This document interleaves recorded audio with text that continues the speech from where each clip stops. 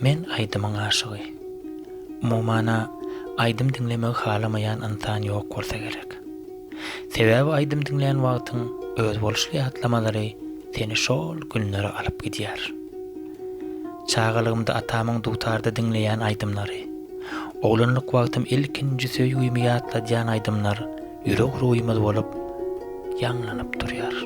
Ine ilkinji şatlygymyzy, gaýgymyzy, begenjimizi, söýgümizi ýatladýan şol aydymlar aydym.com'da jemlenen.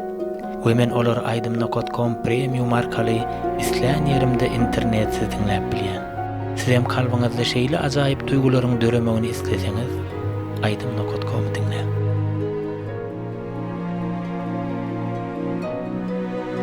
Aydym.com bir duýgu döredýäs.